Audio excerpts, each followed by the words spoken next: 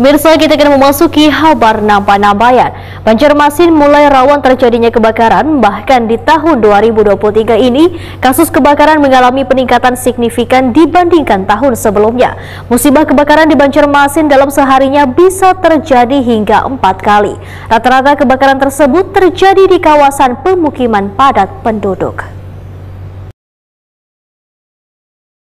Banjarmasin mulai rawan terjadinya kebakaran. Bahkan di tahun 2023 ini, kasus kebakaran mengalami peningkatan signifikan dibandingkan tahun sebelumnya. Musibah kebakaran di Banjarmasin dalam seharinya bisa terjadi hingga 4 kali. Rata-rata kebakaran tersebut terjadi di kawasan pemukiman padat penduduk.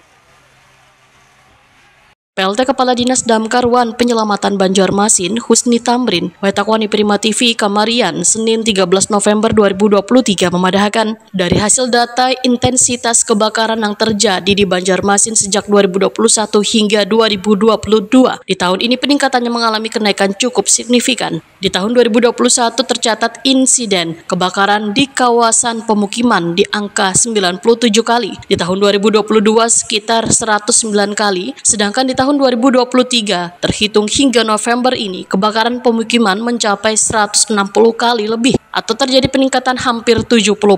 Dengan peningkatan signifikan ini, ada berbagai faktor yang menjadi pemicu terjadinya kebakaran di Banjarmasin. Salah satunya konsleting listrik. Selain itu di tahun ini musim kemarau lebih parah dibandingkan tahun sebelumnya, sehingga juga menjadi dampak terhadap kerentanan terjadinya kebakaran baik hutan wan lahan hingga pemukiman padat penduduk.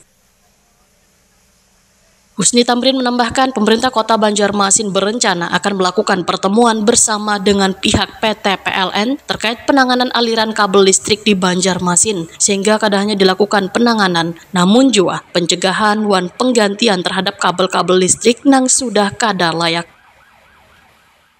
Jadi sebenarnya intensitasnya ini jauh meningkat ya.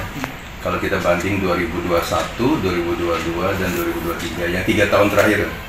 Di tahun 2021 jumlah kebakaran pemukiman itu ada 97 kali kebakaran pemukiman.